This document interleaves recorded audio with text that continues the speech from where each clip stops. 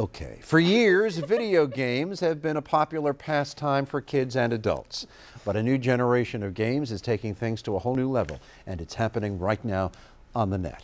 Erin O'Hearn is here with all the details on this. Erin? Well, Jim, in the past, you would play a game, reach the end, and game over. But now, the virtual experience of these new unending games feels so real, it can literally draw the player into another world. And some parents and doctors are growing concerned about the consequences.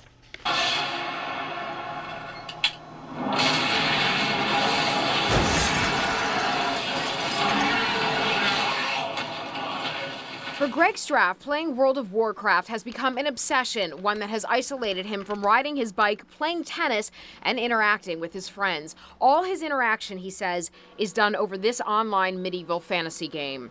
I can log on at 3 o'clock when I get home from school and play till 7, and it'll feel like only an hour. It's really not healthy just to focus on this computer game and not socialize with your friends and not be a little more concerned about your schoolwork. In the internet game World of Warcraft, you design your own character. Then you can talk to other people or participate in battles. There's really no goal or end. The game can go on and on. Psychologist Kristen Dudley says that can draw you into an unhealthy life of isolation. There is no end point, so people feel compelled to keep playing.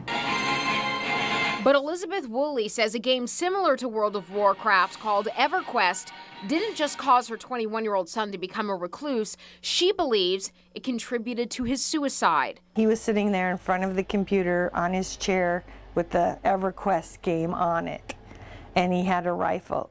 Woolley says her son Shawn played EverQuest constantly, stopped taking his ADD and epilepsy medicine, quit his job, and cut off his phone, basically ending all communication with his friends and family. I guess my big thing is my anger towards the gaming companies, because they're using this as a drug and they're getting their own customers addicted so they can make money.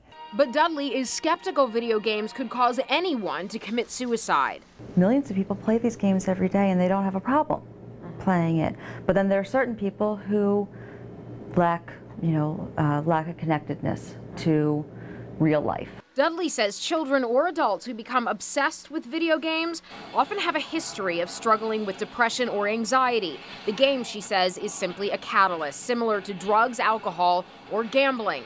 Dudley says parents can help prevent problem playing by setting boundaries. Limit the amount of time per day a child is in front of the TV or computer. Greg's time playing the internet game has been limited. It's moderation, balance, and that's what we struggle with.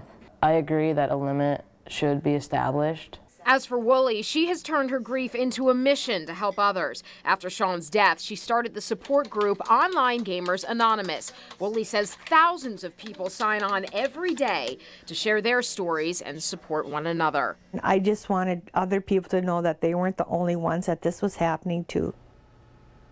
EverQuest told Action News, quote, "As with any form of entertainment, it is the responsibility of each individual player to monitor his or her own playing habits and prioritize his or her own time as necessary. It is not our place to monitor or limit how individuals spend their free time," end quote. Action News did not hear back from World of Warcraft.